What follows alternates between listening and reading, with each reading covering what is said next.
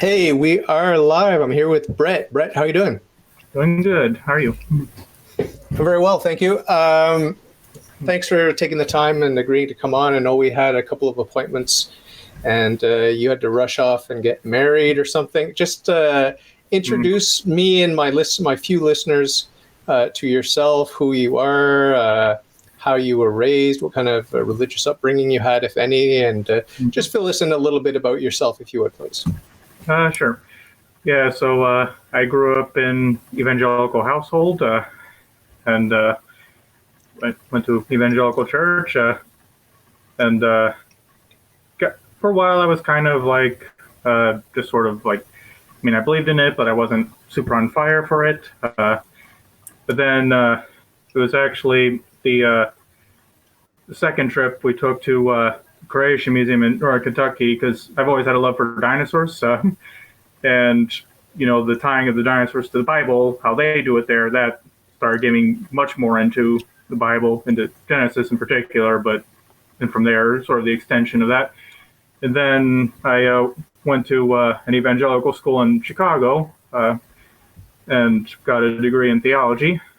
And at that time, I was still kind of, I was leaning pretty liberalish, and at that time I supported the whole, I regret it now. It's kind of cringe even thinking about it. That time I went as far as supporting women pastors.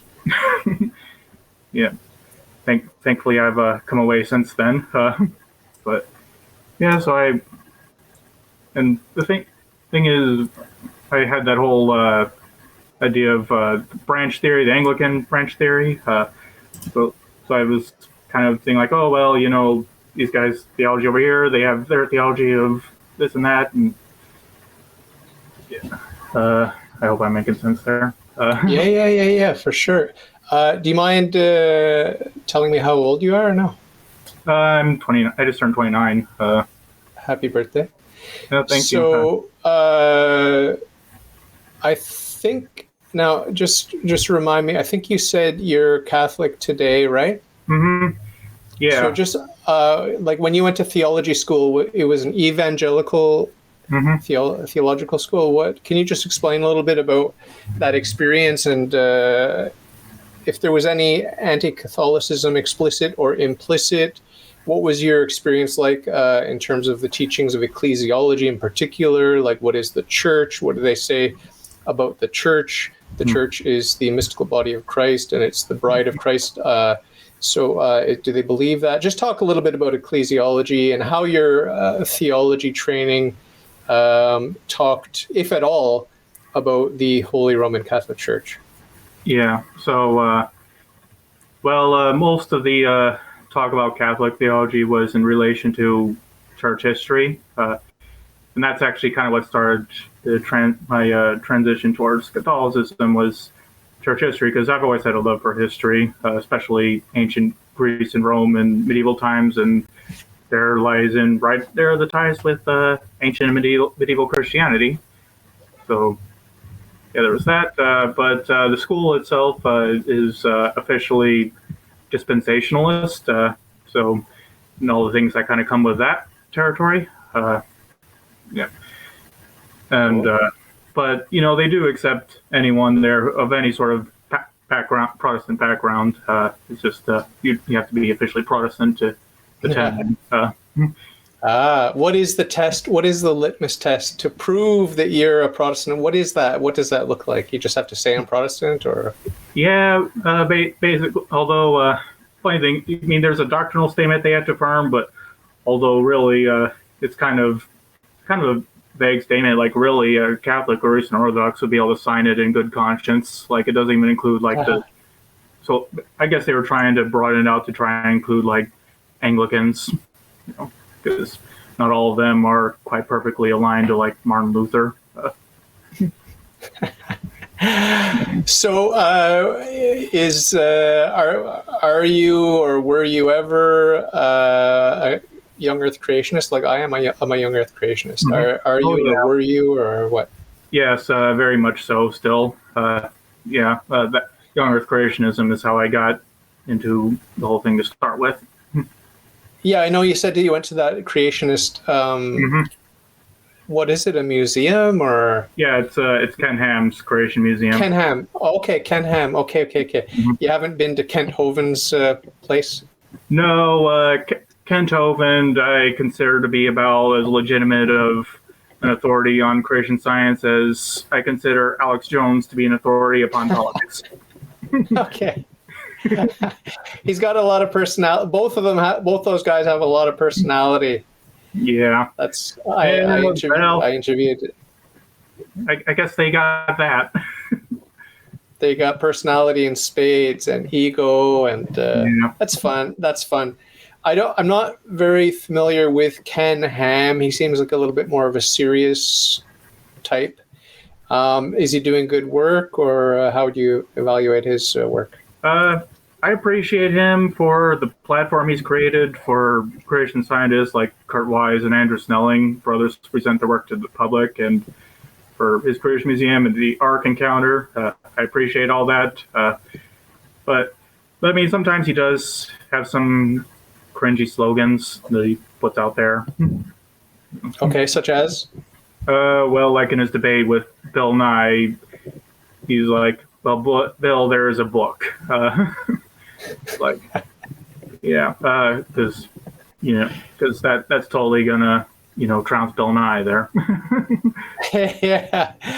So, what is your area of interest? Your primary area of interest in the realm of philosophy and religion? Is it the Bible? Is it creation in particular? Is it theology? Is it what? Is there some area that you're more interested in, or you've read more deeply into, or that you think more about? What are the areas? Yeah, well, creation, yes, but I've kind of been a bit beyond that. I've developed an interest. Lately, I've been starting to read more of James Jordan, getting into the symbolism of Scripture, and also been reading more about like the sacraments, and the Mass, trying to get closer to Jesus through that. Yeah. Wow. Yeah, that's cool.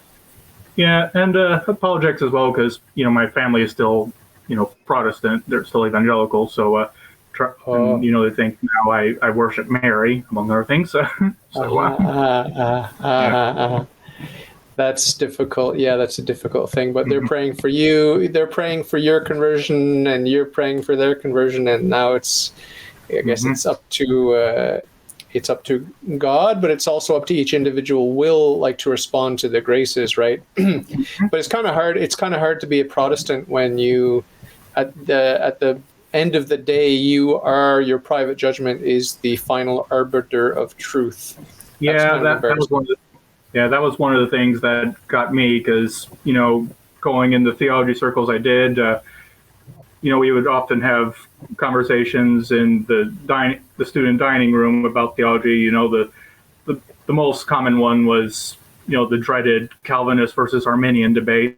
I was always like, okay, really, guys, we're having that conversation again. But that kind of illustrates one of the big issues that I found with Protestantism is like, okay, you can have different schools of thought. Like in Catholicism, you have the Scotists, you have the Thomists and whatnot.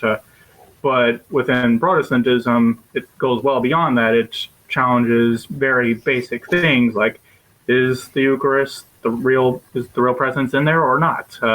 Is baptism necessary for salvation or is it not? Those are pretty big issues, and I was having trouble with that buffet style thing. And I also kind of came to realize that this was the big kicker for me is, if Protestantism is true, then all theology it's just a big nerd debate. It's like, can Magneto lift up Thor's hammer, or who would win a fight between Superman and the Hulk? Like, okay, I might say Superman will win because this reason, or Hulk might win this reason because that. But at the end of the day, it doesn't really matter. It's just, a fun mental exercise. And I've actually found that's how many Protestants treat theology, is it's just a fun exercise for people with too much time on their hands. Wow. Well, thank you for sharing that with me, that insight, because that is very powerful, succinct, and colorful. And I've never, ever encountered that, but it's just like, yeah, that's amazing. That's a great insight. Was that your own idea? Mm-hmm. Yeah, I mean, I've always been into like superheroes and everything, so I like to tie things together. That's kind of how my mind works. Cool. What? Just walk us through the most challenging doctrines or practices of Catholicism where you were hesitating, and then you finally just said, okay, I accept it as the truth and I'm just going to embrace it. Even if I don't understand it, maybe I don't even agree with it, but I'm going to accept it and I'm going to submit to it. I'm going to learn to love it. What were some of those things that you had to overcome, if any?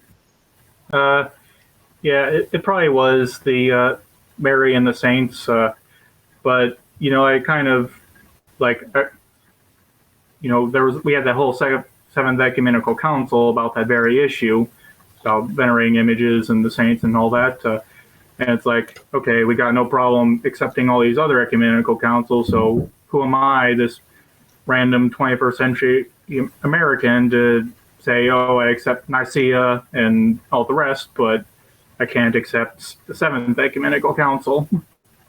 Which one was that? Constantinople or? It was Nicaea 2, I believe. Nicaea 2? Yeah, where they were debating the heresy of iconoclasm. Okay. So they generally accept, most Protestants would gladly accept 6 or 7 or 5, or how many? I would say probably the first 6 they probably would have no problem with, for the most part. Would it be weird for someone to accept more than 6? Well, yeah, because once you get to 7, then you're to the icons and the saints, and then anything beyond that, you're in the world of basically straight up Catholicism or Eastern Orthodoxy. Right. Hard to, nowhere to run, nowhere to hide at that point. Mm-hmm. So it was a conscious effort in the 16th century to reject the councils, the 7th and following. Well, it's certainly seen that way, especially in the Calvinist and Anabaptist spheres, especially. Do the Orthodox accept all of our Catholic councils or no? The first 7, yes. Only the first 7? I believe so, yeah.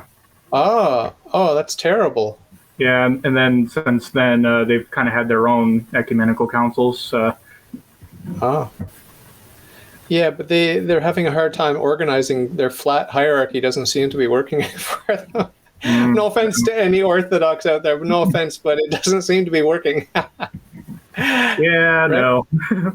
Yeah, that's what happens when you don't have, one guy at the top who the buck stops here. That was one of my reasons for not going to Orthodoxy. It's like you have these competing factions almost, and one on top of the other. The Hulk versus Superman once again. Yeah. Well, it's the funny thing. The funny thing is, I've heard it. It's not my idea, but I have heard people describe it like in Catholicism we have one pope, but in every other Christian community they have as many popes as there are members of those communities. Oh yeah, definitely. I've tried making that argument, and they just say, "Well, I just follow the Bible." Like, okay. Yeah, you just all you're doing is infallibly deciding what books are in the Bible, the canon, and you're infallibly deciding how to interpret it. That's all. That's not much, right? Yeah. That's not much. Just that. Just all this infallible truth from God's lips to your ears. Boom. That's not much. All in a day's work. And the fact that you disagree with your other competing Christian community members is just because you're right and they're wrong, right? Yeah, and something else is regarding like the buffet thing and the picking and choosing, and this was another big reason for why I went the way I did. I was having a conversation with someone I work with who is also a theology major, and he since graduated and moved on, but he joined the Presbyterian Church, and but back then he disagreed with infant baptism, and they practice infant baptism. So I'm like, okay, what gives? How can you join a church that you disagree with on such a big issue? And he's like, oh, well, it's the closest I believe, to what the biblical church is supposed to be like. Like, okay, that word bothered me, closest. Like, Yeah, what is well, the church? I interviewed Kent Hovind. He said the exact same thing. He said the church I attend is a false church. He didn't use that word, but basically it's close enough. It's the closest one he's found. If he could find one that's closer, he would join it.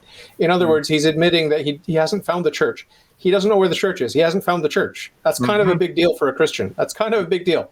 Yep. Right? Because Christ said it's better that I go and leave you with the church embodied by the Holy Spirit. It's better that I go. You're going to have the church.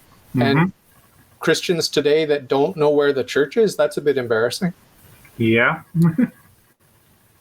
So it's all about humility. We need to be humble if we're going to bow to the authority of an old white man, right? It takes a lot of humility, especially if you don't agree with all of the politics of the particular pope.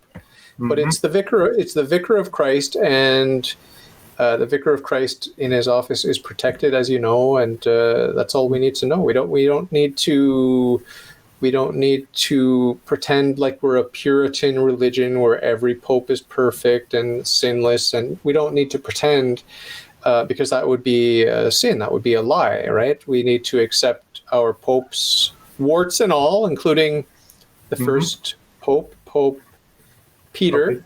Yep. Pope Peter. We need to accept Peter, warts and all. And I don't think any Protestant has a problem because of the mist of time and the romance of the distance of the history. And back in the days of Jesus, there was this man called Peter, a fisherman, and we can romanticize him, warts and all. And we can laugh at what a flawed human being he was and how his character was rough around the edges. And the Protestants love doing that because it's distant way back in history. But today, to look at Pope Francis today, no, they cannot accept that, right? They cannot accept that. HD, like to see the warts in high definition video. No, I don't want to see that. I want to see Peter and like the grooves in his face from the tears, and it's so romantic. It's such a beautiful image. So there's something about the passage of time where even the Sedevacantists can get all excited about bad popes. But if there's a pope today that is just a little bit different from the way that they think or the way they think things should be operated, they just can't handle it. Yeah, it's true. What do you think of the Sedevacantists and the Radtrads today? Are they a pain in your butt? I haven't really had too much interaction with them. I mean, one of the people that I did watch, in my conversion was Taylor Marshall. I watched quite a bit of him. Yeah. You like him? Still like him? On occasion. There are others that I generally prefer more. I like him when he's doing more theology and less church politics. Yeah, but church politics gets the clicks. Yeah, it does. Yeah. What are some of your go-to talking heads? You like Trent Horn? Who do you like?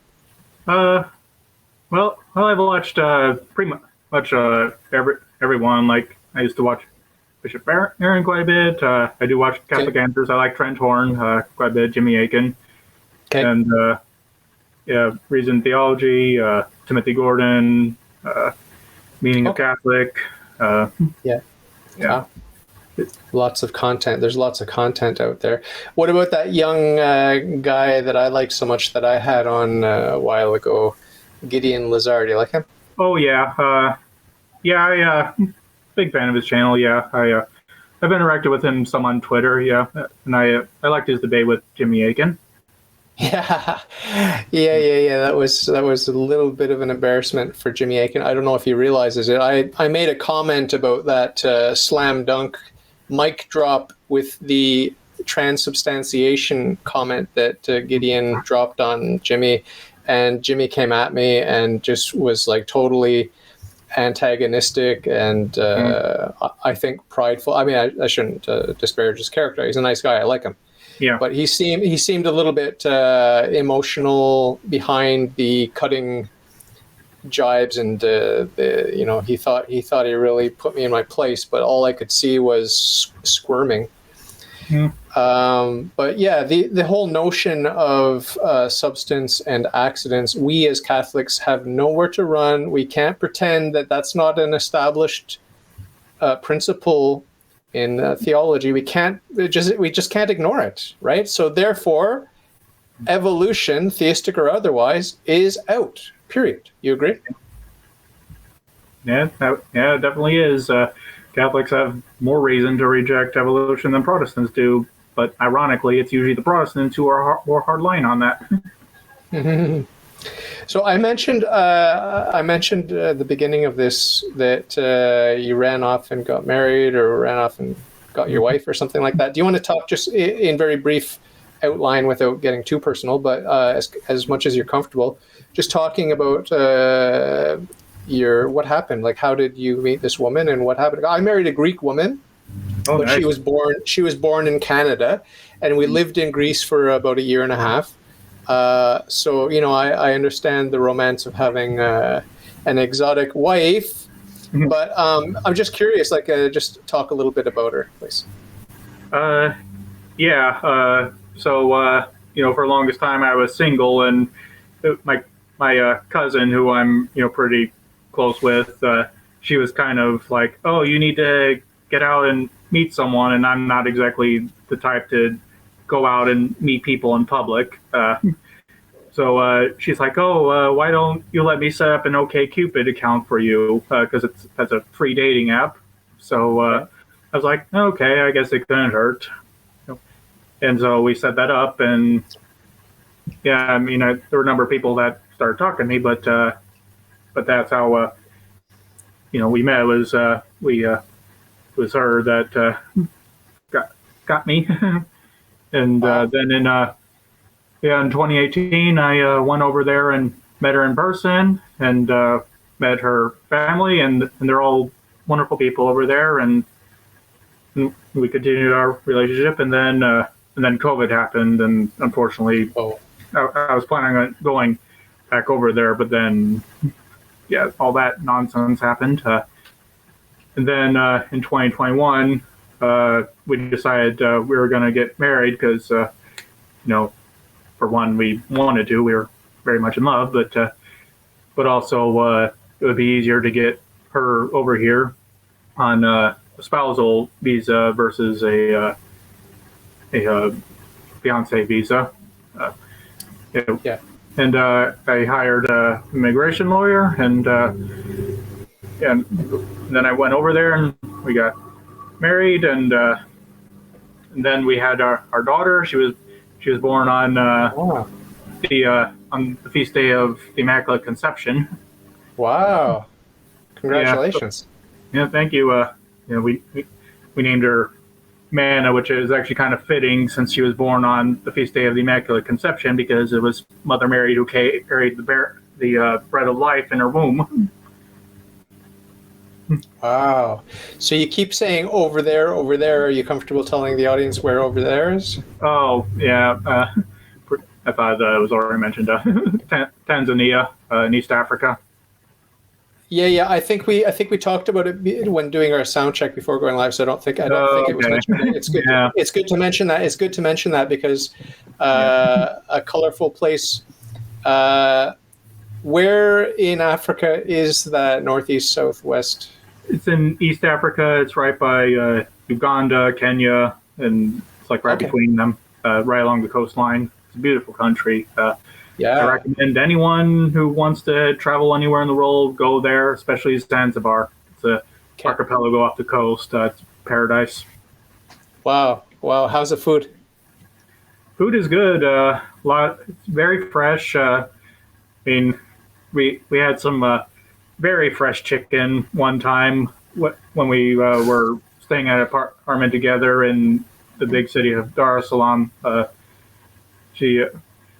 So there's security people that were at the apartment, and if you want, you can pay them to go get stuff for you. And my wife asked Tim to bring chicken, and he brought a live one into our apartment.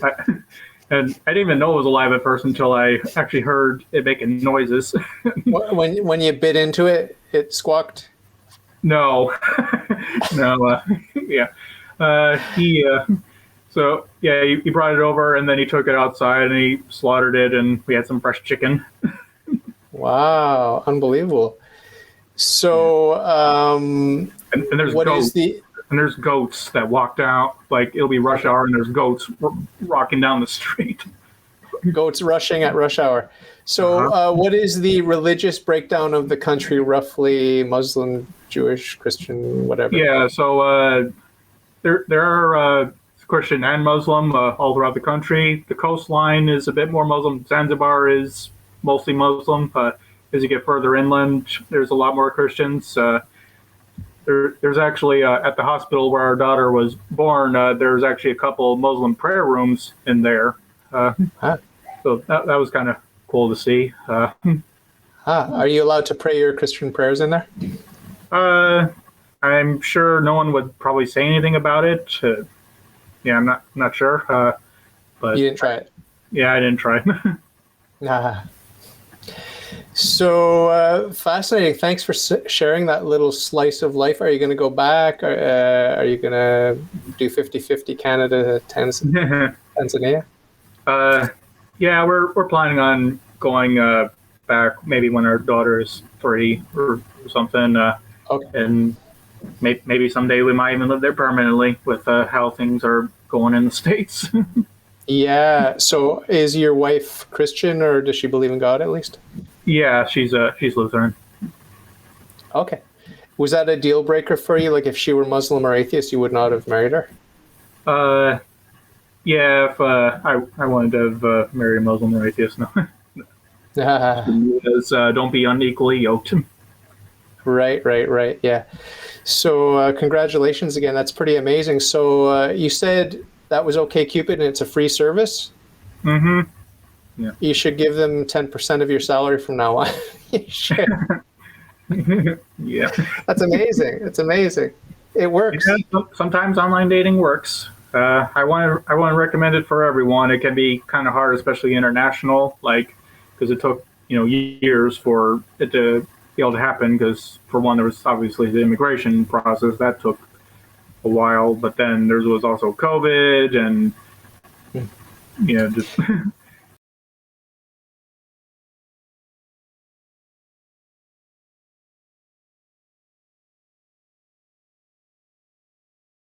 Yeah, I even saw this one video a couple weeks ago where this journalist has this amazing plan to save the planet. You know what that plan is?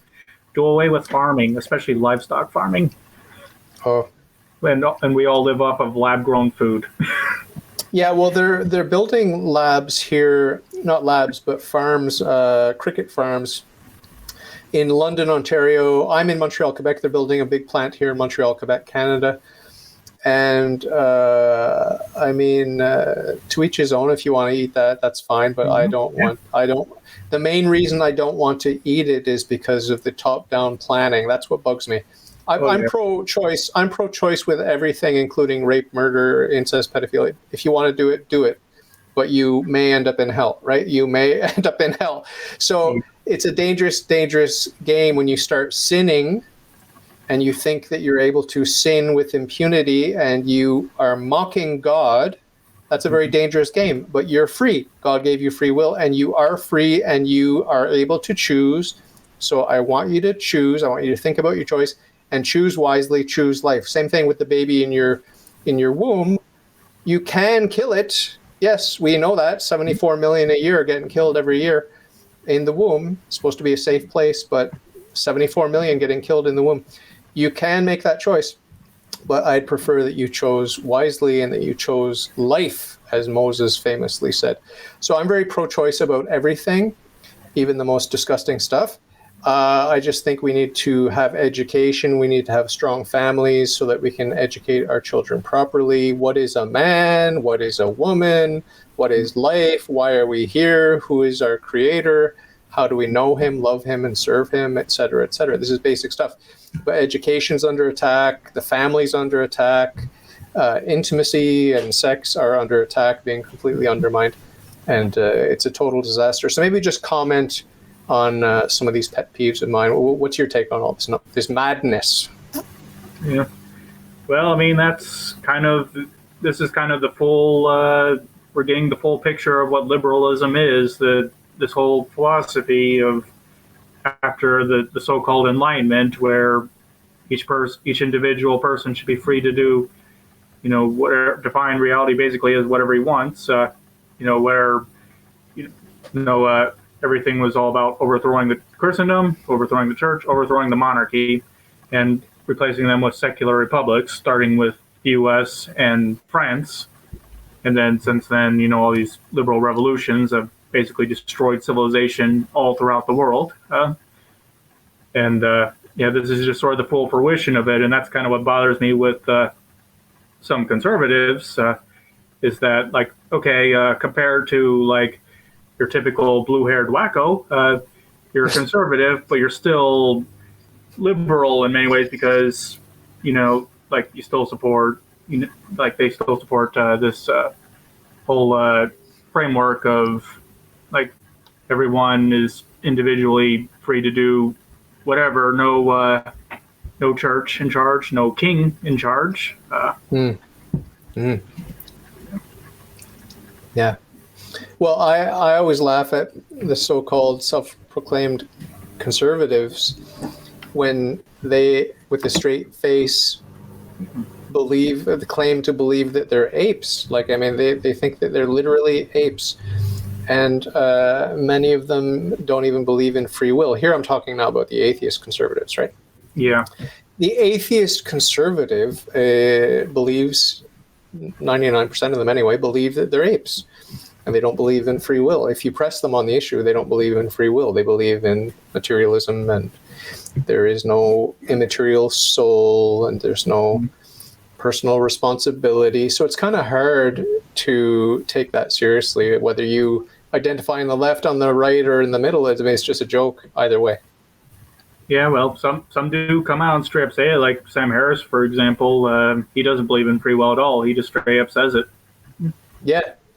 I admire that. I mean, if you're going to be a hard determinist, as I was back when I was a Satanist, I was a hard determinist. I was an atheistic Satanist, and I was a hard determinist because my religion was about my will, and it was about reason, and that's what atheistic Satanism is all about. So if you're going to be reasonable, then you have to be consistent. And I mean, if you don't have God, then obviously your whole system is a complete joke anyway. But to have some sort of consistency where you think about free will, think about even the reasoning process itself, if you don't have God, you don't have the supernatural, you're just a machine. You're a machine that's made out of meat, but you're just a machine. It's sad. It's pathetic. It's a very lonely worldview, atheism. It's very lonely and sad. Yeah, it definitely is. Either you become basically all about seeking pleasure, or you become all about you basically become Nietzsche, and you're just nihilistic. Kind of what you're stuck with. Yeah. Were you interested in reading a lot of Western philosophy, especially, the modern and stuff that follows after the modern, like after Descartes and that sort of stuff? Are you interested in that? Not really. They're kind of cringe. Give me St. Thomas and Aristotle and any day of the week. Yeah. I became a monotheist because of my interest in philosophy, and I started with an overview just as a pastime hobby, reading, the greats from the pre-Socratics through the classical era to up until Descartes. And as soon as I hit Descartes, I became a monotheist. And so thank God I didn't have to keep reading in the chronology of Western philosophy, because it just went downhill after Descartes. Totally. Yeah. Right? I would say it started with Descartes. Downhill. Yeah, for sure. But all of the stuff that Descartes, that I value in Descartes, I've subsequently discovered that he got it from St. Augustine. So all the good stuff that I was attributing to Descartes actually came from St. Augustine, who's my all-time favorite saint, I would say, St. Augustine. Oh, yeah, yeah, he's a great one. Prolific thinker, writer, Mhm. and a warm man, like a human, like very human, right? Oh, yeah, definitely. Yeah, Augustine is one that he's like a favorite Protestant church father. Oh yeah. Yeah, because Calvin was able to kind of take a couple of things he said about predestination and twist them into his version of it. Wow. Yeah, it's just like we said earlier, it's so easy to interpret if the buck stops with you and you're the pope, I mean, quote unquote pope, the fake pope of your Yep. little religion. It's just so easy. I mean, it's like I always say, I could write a poem and it means something to me, and I could give it to a million different people and they'll come up with a million different things that I never thought of. And why don't they ask me? Why don't they ask the author? And it's the same thing with Christ and his church. Christ and his church are one flesh. It's a deep mystery, as St. Paul says. And when I tell this to the Protestants, they don't want to hear it.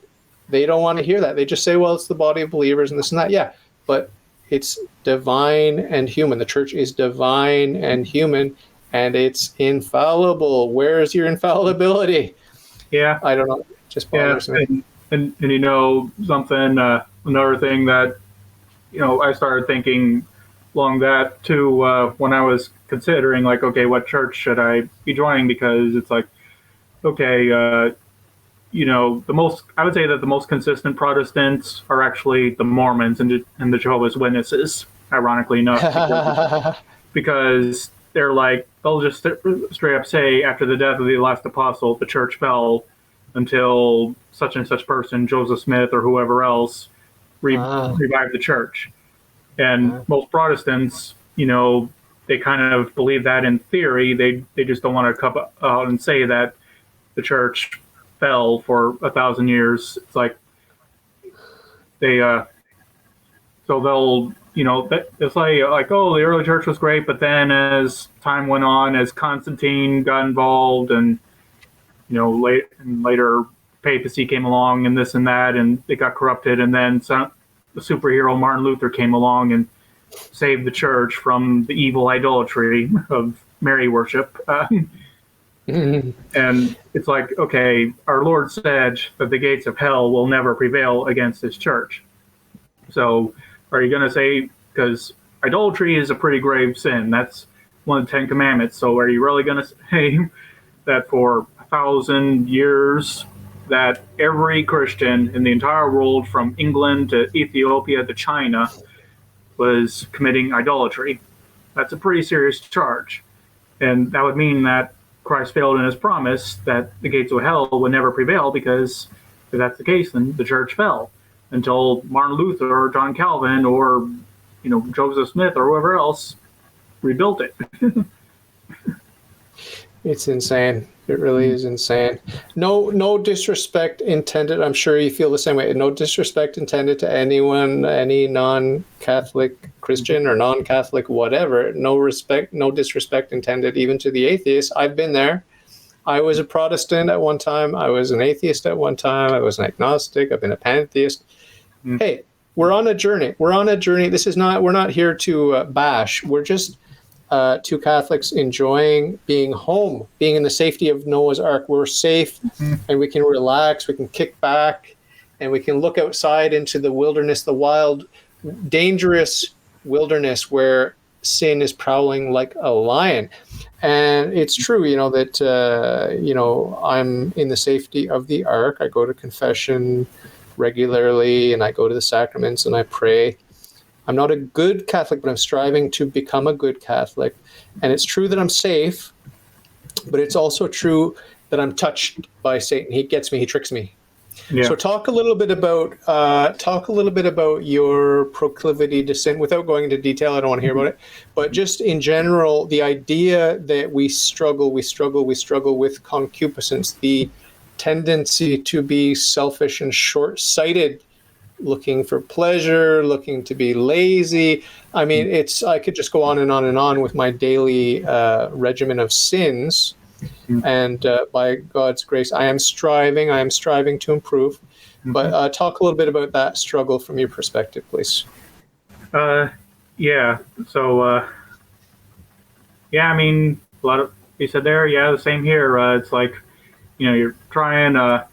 Unfortunately, I mean, I guess I have to say, I haven't been able to get, because of all the traveling I've had to do. I haven't quite been able to get through our CIA yet. So I still need to be able to get to the sacraments of confession. But one thing, all this time, has been teaching me before, I'm even being able to do that is like, I can't do it on my own, as much as I might try to resist. I need that accountability. Yeah. And that's one of the great things about confession. I mean, besides the obvious sacramental nature of it, just from a practical perspective, it's accountability. Yeah.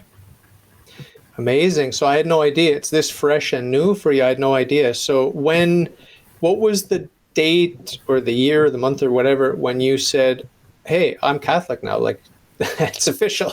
In my head, in my heart, in my soul, it's official. Today, I am admitting that I'm Catholic. What was the date, or roughly?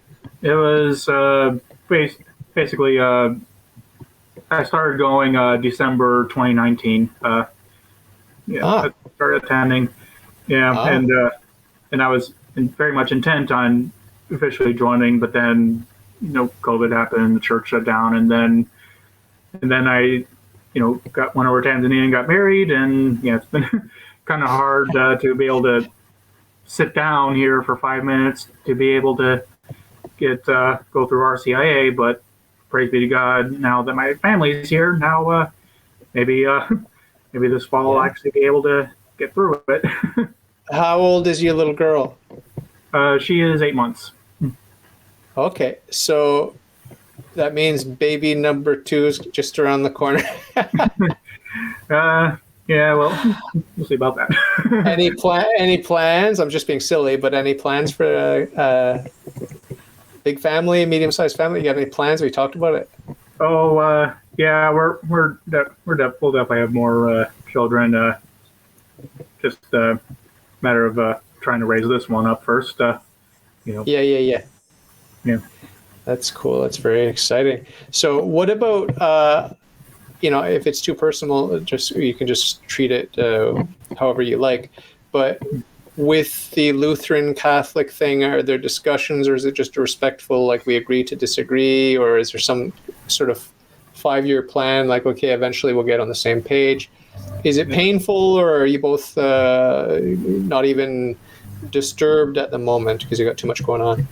Yeah, well, I definitely want her to join the Catholic Church because it's the church. All the others are just Sunday social clubs, I like to call them. But she has no problem with Catholicism. It's just that Lutheranism is what she's familiar with, and she's of the mindset it's just all Christianity, so we're all just kind of going to the same place. So I'm hoping that maybe in time she'll see that, like, no, it does kind of matter what church you belong to. Some are closer to the truth than others, and there can only be one true church. Yeah, well, we want to have all of the means of salvation. We want to have all of the means of salvation. Why? Because it's not easy. It's not easy imitating Jesus Christ. It's not easy. If it were easy, then everyone would do it. Everyone would do it, but it's not easy. Nope. I mean, what percentage of people who check the checkbox, I'm a Catholic, what percentage of those people from the beginning of time to the end of time, or the beginning of the Catholic Church to the end of time, what percentage of those people were saints? Like 0.00 what percent? Like, it's a small percentage who are able to imitate Christ, but that's what we have to do. Yep. Right? Yeah, pick up your cross and follow me. It's not easy. It's not easy, but we're, I often think about what Jesus said. He said, for man, it's impossible, but for God, nothing is impossible. So I am counting on that. I'm counting on God. I'm not counting on myself because I know how weak and sinful I am. but I'm counting on God. For me, it's impossible. For me, it is impossible. That, ironically, that's a source of hope. That's a great source of hope. Because if Christ had said, well, no, it's up to you, and like this sort of Pelagian method, which is thoroughly condemned by the church, by the way, anyone who's listening, we cannot save ourselves. But if Christ had been a Pelagian, which obviously he wasn't, and for good reason, then that would have been bad news. We wouldn't call it the good news, we'd call it the bad news, because Pelagianism is bad news, right? Yeah. Oh boy, if it's up to me, nothing good is going to come out of me, so that's why I have to decrease and Christ has to increase. But even without sin, we still need grace. And I've been following that whole discussion that's been going on Twitter lately between Catholics and some Calvinists of the Calvinists are guessing the Catholics, why would Adam need grace before sin? But because they don't have the theology of the beatific vision, so they don't understand that, because they have this whole theology of there was the covenant of works before sin, and then after sin there was the covenant of grace. So they don't quite understand. No, even before Adam's sin, Adam still needed God's grace to even receive the beatific vision. Yeah. It's amazing. It's amazing when you think about it. I don't know if you're aware of the fact, but I did interview my very first Calvinist recently. He's a nice young man, an Australian guy. I streamed it was it the other Twitter. Paul? I'm sorry? Was it the other Paul? Is that someone's name? The other Paul? Yeah, his YouTube name. Okay. I guess it must be a different guy. This guy, let me see if I can look him up. Is it Joshua? Joshua S. House. Oh, okay. Right? Yeah. Do you know him? No, I haven't heard of him. But yeah, when you said Australian, I thought. Yeah. Okay. So I'll look up this other guy. What was his handle? The other Paul. The other Paul. Yeah, he's done some live streams with Gideon and Militant Thomist and. Okay. Yeah. Okay. Yeah, that's cool. I had the Militant Thomist on relatively recently too. Yeah. So yeah, there's a lot of online discussion among Christians. I like to see it. I don't like to see the animosity, the hatred, the name calling. Yeah. That we often see in social media, inside or outside of Christian circles. Obviously, it's just everywhere. People are petty and vain. But I do like to see people sincerely striving to understand who they are and how they got there and what's happening. And maybe that's a grace out of all this, trash fire that we've been through over the last several years. It's kind of forcing Christians that in the past would have been like, screw you. It's kind of forcing them together where you can have conservatives and traditionalists and Catholics and Eastern Orthodox and Protestants, we're actually talking to each other. And YouTube has been a pretty good medium for that, for even with all the problems that come with it. It has been a good medium where before we just weren't talking to each other, and now we are. Yeah. A friend of mine, a different guy in Australia, he's a long time sort of pen pal or whatever you'd say. We email a lot, almost every day for years now, and a couple of years anyway. And he's a good friend. But he sort of, I guess he sends me links. So I watched one thing by the Paleocrat guy. Paleocrat, you know him? Oh, yeah. Yeah, I know him. Jeremy Bannister, yeah. And I have interviewed Jeremy Bannister years ago, I don't know, maybe in 2018 or something. And I haven't yet published it, just because I've got a bunch of interviews that I used to pre-record and then I edit and then I publish them. But I'm sitting on a bunch of them, and I've got to find the time because I work full time in construction in an office. But recently I went ahead and listened to another talk that Jeremy Bannister did with one of those guys you mentioned earlier. I forget the meaning of Catholic, maybe. But I was really impressed. I was really impressed with his intelligence, his knowledge, and his approach. And I guess this is something called presuppositionalism. And I've been accused of being a presuppositionalist by atheists, especially when I call into the atheist experience. They just like to throw these words around. I don't know if they know what they mean, but I don't think I'm a presuppositionalist. But I did agree a lot with what Jeremy had to say. So maybe just talk to me a little bit about presuppositionalism. Is it making a comeback in Catholic circles? And what is it like roughly? And how would I know if I'm leaning toward that apologetics approach? So presuppositionalism, it's basically you start with, here's your starting point, which in our case is, the Bible and tradition, and we just sort of we assume that, and then we build our apologetics off of that. Whereas the more classical approach starts more with reason, like the St. Thomas approach, where offering up the 5 proofs of God and all that sort of thing. And I could kind of see some use for that, because the problem is we live in a world that basically rejects reason, it rejects natural law. So how do you argue the 5 proofs of God with people who think that gender is a social construct? Like you're not in the same universe. So presuppositionalism is useful in that regard, I would say. But I think it can become a bit of a crutch sometimes, and it can become kind of trying to think of the word.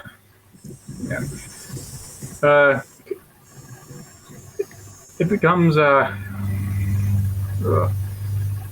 like basically you have like tunnel vision, I guess. Well, I'm thinking what I'm thinking as you're speaking. What I'm thinking is it might become sort of non-interactive to the point where you've just sort of got your sort of monolith of like script points or whatever. Like you're going to go from a script because you've just got it's sort of a one-way communication, non-interactive.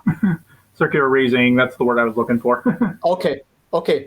Circular reasoning, right? So you're just stuck with this. You can't really reach out from your circle that you're in because you're assuming all of this good stuff, which is true, but it doesn't allow you maybe to reach out and be more interactive, because that's what I think apologetics is all about, is connecting with people, being there with them, disagreeing with them, honestly disagreeing where you honestly disagree, and then agreeing where you where you have common ground. You admit that with joy, obviously, and it's my approach is what I coined a term. It's called slopologetics. Like I'm just very sloppy and spontaneous, and I just try to talk to my guest on the podcast. If they're an atheist, fine. If they're a Scientologist, whatever it is, just be in the conversation. Like just be there. And I don't prepare any of my conversations. And to just be there and to, I'm not going to say that I've got like the Holy Spirit, working his magic in me, because I'm just not preparing. But so it's a little bit of laziness, but it's also just the thrill of discovery. Like I don't know you until today, and we scheduled, and now we're meeting, and I'm getting a sense of who you are and what you've been through, where you're going, and it's fun. It's exciting. It's like more real. It's like we're just two people having a conversation rather than having some sort of structured dry thing. Yeah. The gotcha moments where it's like, I'm going to set you up like, what about this? What about that?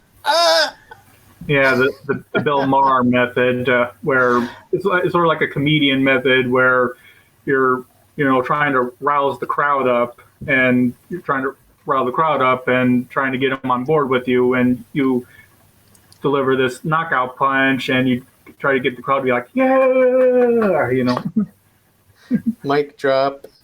Yeah. Yeah. But it's the Lord works in very mysterious ways, and I think it was Bishop Fulton Sheen maybe who gave a little anecdote about the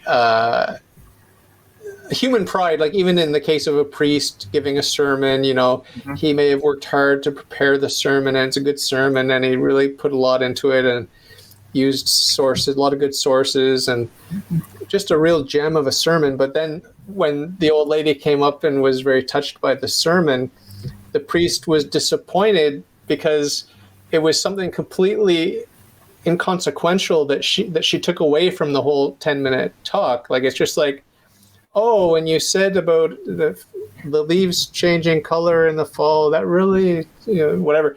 But that wasn't his point at all. I guess had nothing to do with any of his scholarly work in the theology or whatever. But Bishop Fulton Sheen, if I'm remembering correctly anyway, that it was him, his point is that God works in mysterious ways. It's not up to us. And our pride is all about, like, I'm going to give this talk, or I'm going to, I'm going to say this, or I'm going to say that, or I'm going to get the knockout punch or whatever. Like, God's just laughing, right? He's just laughing because he's so wise and he's so knowledgeable. And what do we know? That's why I laugh also at the atheists when it comes to natural science. They're so obsessed with natural science. Trust the science, trust the science. It's a complete joke. Yeah. It's a joke. Mm-hmm. And as a creationist, you know exactly what I'm talking about. Like the enthusiasm and the reverence that they have for speculation, a mountain of speculation built on a molehill of data. Yep. And we're not even 100% sure of the little molehill of observed data, much less the speculation of speculation of speculation of speculation of speculation that's packed into these popular books that these physicists have been selling for 100 years now. Yeah. I don't bother with those. First of all, astrophysics kind of goes over my head anyway. I'm more into like biology and paleontology. But also, I know that if you're reading a book by Lawrence Krauss or whoever, you're not getting the actual meat. You're getting the scraps from the table, and coupled with a little pop, basically apologetics. Pop apologetics. For sure. So I see that you are not moving on your camera. I wonder if you need to really do something to get your camera to move, because you're just sitting perfectly still. It's not a problem. I might be able to figure out. I'm not great with technology, so yeah. Not a problem. Anyway, we can see who you are. My wife is going to be coming home soon, and we have to prepare for. We're doing a little bit of an out-of-town trip tomorrow, so I am going to wrap it up. It's a 1 hour. There, you're back now with the video. We are going to have to wrap it up. I'd like to have you back another time, but before we wrap up, it was very nice meeting you. But I want to give you an opportunity to talk about a couple of things that you thought we might touch on in our conversation, and we just haven't sort of meandered and bumped into those topics yet. Were there a couple of things on your mind that you wanted to talk about? And especially if it has to do with your journey into Catholicism, you might have a couple of questions that you're exploring, and maybe bounce ideas off of me, because I've been in the church since 2009, or maybe some concerns, or just things that you're interested in that you've been thinking about. Is there anything else you'd like to sort of touch on in the next few minutes? Yeah, well, the biggest things I've been thinking about lately have been like creationism related. Like I try and think, I try and think of like the science as well as theology. I try to be proficient in all the above, because it's like, in the creation circles, people tend to be strong in like one or the other. Either they're strong in theology and they're weak on the science, or they're strong on the science and weak in the theology. this kind of got prominent in. I don't know if you saw this recent debate with in the Capturing Christianity conference between Michael Jones, known as Inspiring Philosophy, he's theistic evolutionist, versus Marcus Ross, who's a younger paleontologist, and they're debating the compatibility of Genesis with evolution. And Marcus Ross, he was kind of going more on the science side, like especially like how could like for example Neanderthal cannibalism that we have evidence for, how can that be compatible with God's good creation? But I see that, and that's just another argument from the problem of evil, the same that atheists make. So he's making a problem of evil argument where the focus should be on scriptural interpretation. So yeah, me, I try and be proficient in all the above. Like I got my theology books, but I also starting to collect science books, and I even have, to my left, I have a little bit of a collection of like fossils and stuff over there. Yeah. Am I moving on the camera, right? You're not moving, but it'll kick in. It'll probably kick in again. Oh, okay. Yeah. I don't know if you know this about me, but I became a young Earth creationist because of the Immaculate Conception. Yeah. And I think someone told me that this was one of St. Maximilian Kolbe's arguments. But I think he was an old Earth creationist, if I'm not mistaken. But in any case, my point here is that I studied physics. I have a great respect for the natural sciences, but I also understand their limitations, obviously. Yeah. And I've studied philosophy and metaphysics, so I can see when someone is straying from their domain. If a natural scientist starts talking about philosophy, I'm going to notice. I'm going to pay attention. And I'm going to notice if his philosophy is good, and I'm going to notice if his philosophy is not good. So all of this to say that, I do have an interest in the natural sciences. I do, and, I've obviously got an interest in theology, although I'm no scholar in either one. But my point here is that I've accepted young Earth creationism on the basis of a couple of dogmas. One of the dogmas being that God created a good world, right? That's a dogma you just cited. Another dogma is that the soul is the form of the body. So we're back again to this hylomorphism stuff and essence accident stuff. We just can't get away from it in the Catholic Church, and I don't want to get away from it. But so the soul, either. the soul is the form of the body. Boom. There you go. End of conversation, right? That was the Council of Vienna, or however you pronounce it. But my point here, what I'm trying to drive home to you, is that I could dig into the science, sure, whatever, but I find it boring, and I don't have a lot of respect for the natural sciences. It's very low science, right? It's a very low science. Physics is very low science. God is the highest science. Theology, obviously the sacred deposit of faith is the next highest, and then theology, which follows after that, and then philosophy, and then down the ladder we've got natural sciences, and beneath the natural sciences we've got all sorts of other crap that's embarrassing to even talk about. But my point is, I'm very comfortable just having a couple of dogmas, and it's like, that's it.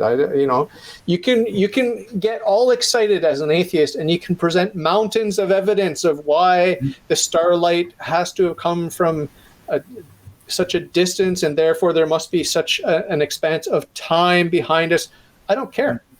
I don't care about that. I don't care. Truth cannot contradict truth. Yes, there is starlight. Where is it? Where did it come from? How far away is it? What's the speed of light? When was the light created? I don't know. These are questions, right? Do you know? Do you know? Are you claiming to have the answers? I don't know. Yeah. We need some humility in the natural sciences. We need humility. So yeah. I'm very comfortable. I'm very comfortable just relying on a couple of dogmas, and it's like nothing is going to move me. Nothing is going to move me short of God Himself coming down and saying, "Oh, David, no, I created suffering and disease and death before the fall. And at that point, I'm gonna say, is this God I'm talking to, or is this Satan that I'm talking to right here? Yeah. Yeah, it's all a matter of having the proper hierarchy, as you just mentioned there. It's like you have theology up here, then you have her handmaiden, the philosophy, especially metaphysics, and then you have natural science, their servant. If you have that proper ordering, then it kind of all falls into place. But unfortunately, most scientists, they have no training in philosophy or anything. In fact, I remember. I don't know if it was with William Lane Craig he was debating, but Lawrence Krauss said the reason why most scientists aren't too familiar with philosophy is because it doesn't impact their fields. Like, yeah, it does. You're literally making a philosophical argument there.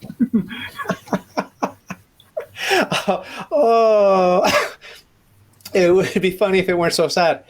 But how old is the universe? I say I just ballpark figure it like 7,000-8,000 years old, the whole universe. That's where I'm at. I can't really make a strong argument other than this is just sort of the tradition of the church, the overwhelming weight of the tradition of the church over the past couple thousand years. Where do you stand on the age of the entire universe, and why? Yeah, I mean, I would follow the Septuagint and put it at roughly 700 to 7,500 years. Okay. And because a lot of young Earth creationists follow the Masoretic timetable with the 6,000 years, but I think there's some big problems with that, both not just scientifically but also even biblically. Like, I don't think the Tower of Babel and all the subsequent paganism would have happened while Noah was still walking this earth. The head patriarch of all humanity at that time. But yet, but according to the Masoretic text, he would have still had like 300 years left of his life, I think, or 200 years or something like that. Did all of his forefathers die in the flood? Yeah, I would believe the ones who were alive before the flood, just before the flood hit, they would have died. Yeah, I mean, anyone who was still alive. I don't imagine anyone holy was still alive. I would imagine that Noah was probably the last one. Noah and his family, they were probably the last ones. Yeah. Well, even his family members, I like to think that they weren't all necessarily righteous, but they kind of had that. Well, Ham definitely wasn't. Yeah. But they just knew people. They knew people in high places. They knew Noah, so they were in. I like that because instead of thinking that they were all holy, in the Bible, like you said, it says that Ham wasn't holy. But it gives me hope once again, because just by association, like we can get invited just by association. Like, so if you hang out with Noah, you might get on the ark. You know what I mean? Oh yeah, definitely. That's something that James Jordan points out with when he talks about the patriarchs. Abraham wasn't just going around talking to people. He was actually serving a priestly role to them, to the Philistines and the Canaanites and the Egyptians, all three, Abraham, Isaac, Jacob, and then later on, the sons. They were serving a priestly role to the people, and some of these people were actually converted. Yeah. Oh, yeah, for sure. What about, I haven't put any thought into the dinosaurs. Like, what are they? The dragons of lore? Like, I don't even know what people are saying in the creationist circles. Like, I don't even know what they're saying. What do you say? Yeah, I would say that they were one type of dragon. I would say that there were a great many others from some of the great reptilian type creatures from the fossil record, like pterosaurs, marine reptiles, the mammal-like reptiles. All these great monsters. I think that's the best term. What Scripture calls them is the great monsters created on day 5 of creation. Okay. Yeah, the one group of creatures that man was not given dominion over. Oh, interesting. Yeah, read James Jordan. It'll blow your mind. See his talk on dinosaurs. You can watch it on YouTube. His talk on dinosaurs. It'll blow your mind. Cool. I'll check that out for sure. So it's fun. What I often talk about with young Earth creationists. By the way, is that an apt label for Catholics, or do we just say we're Catholic and this is the traditional teaching of the Church, or are you comfortable saying young Earth creationist, or what? I'm comfortable with it, but I could see why some people might want to distance the label, because then you become associated with certain fringe characters. Who don't pay their taxes. Yeah. So, one of the main reasons I'm excited and happy to be a young Earth creationist, for lack of a better term, is that proximity I have to the Garden of Eden, the proximity I have not only to the good stuff, but to the fall and the shame and the hiding in the bushes. I like being close to that in history. The theistic evolutionist has so much time between himself and Adam and Eve shivering from fear and shame in the bushes after they offended God. They have so much time in between them and that scene that I don't know how they connect to it. I don't know how they really feel the urgency to repent. You know what I mean? Yeah, and it's also a matter of like, okay, when did they even live? Because the thing is like, okay, what point in history and prehistory were all the Homo sapiens in the world gathered together in the Middle East? Because that's what you have to believe in order to hold to that. And like, okay, we supposedly, 60,000 years ago, that's when the Australian Aborigines were supposed to go to Australia. So was it like 70,000 years ago, back when we still allegedly shared the earth with Neanderthals? And we're even interbreeding with them? Oh, yeah. So what's up with this? Thanks for that. But what's up with the Nephilim and the giants and all that sort of thing and interbreeding? Can you talk a little bit about that? Yeah. So at this point, I would hold to the view that it was the demons interbreeding with human women, but I'm open-minded to the Sethite Cainite interpretation. Yeah. I prefer that Sethite Cainite thing, because demons, they cannot become incarnate. Like, they could just have illusions. They can't actually, impregnate people, right? Like, that would be some sort of spiritual impregnation. You would think, but I do. I haven't read this, but I have heard that Saint Alphonsus Longoria wrote in his moral theology about having sex with demons. Okay. So, that's interesting. That's out there. I'll look into it. I'm reading the collected works of Saint Alphonsus Liguori right now. It's a 30-volume set, and it's going to take me a long time. I love him. Love him. That's good. But I have wet dreams, erotic dreams, and I believe that they're demonic.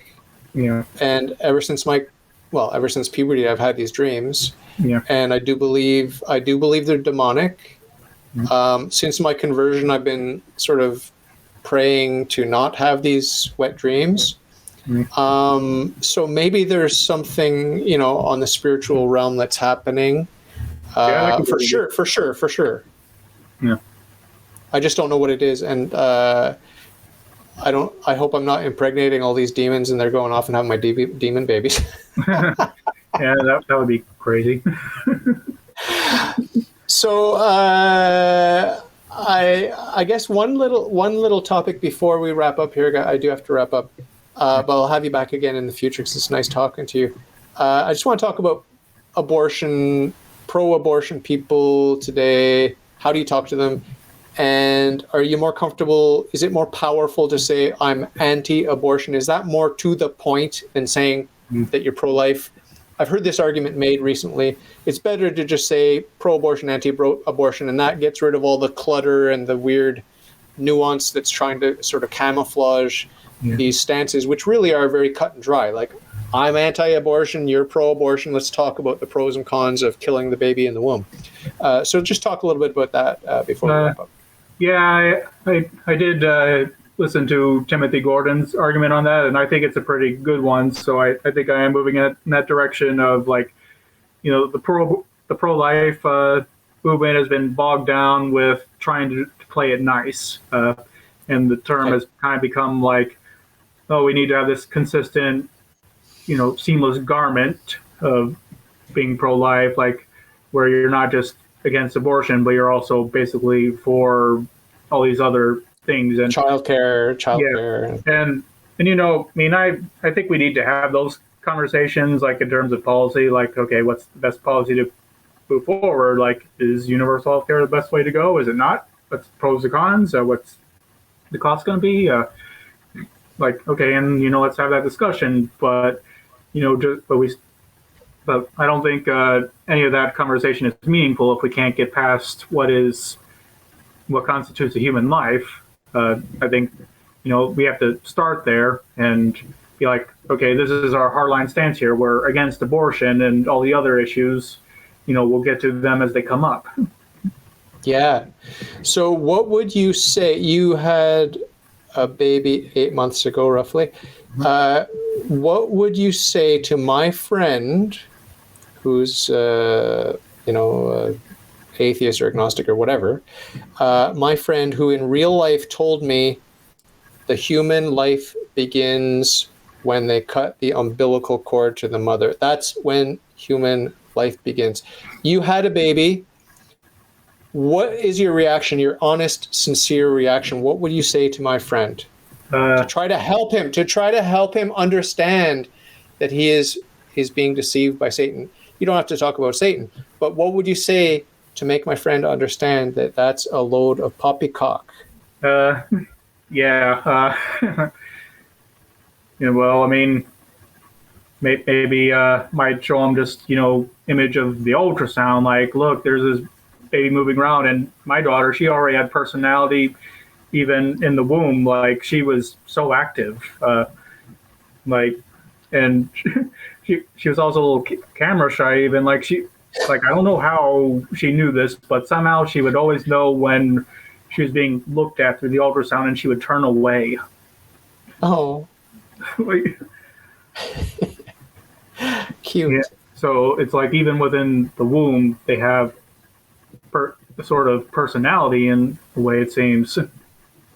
Yeah. What's your daughter's name? Manna. Oh, yeah, that's right. How could I forget? Manna, of course. Yeah. So did you love Manna even when Manna was in the womb? Oh, yeah, definitely. It was hard. That was the hardest part of the long distance marriage for our whole first year, because I was here in the States and she's over there in Tanzania. Was just the fact that I couldn't be there at the ultrasounds, couldn't be there throughout the pregnancy. I think, praise be to God, I was able to get over there a couple days before she came into this world. Wow. So I've never had a child. So can you just describe what it's like to have your child, what I would say a baby, even though it's not the technical term, it's still a fetus, right? It's a fetus. That's the technical term for that stage of development. But it's a child, it's a human. What is it like loving this sort of two-in-one package, mother and child, with the mother in the womb? Like, is it a mystical thing? Is it supernatural, or is it just the most natural thing in the world? All of the above.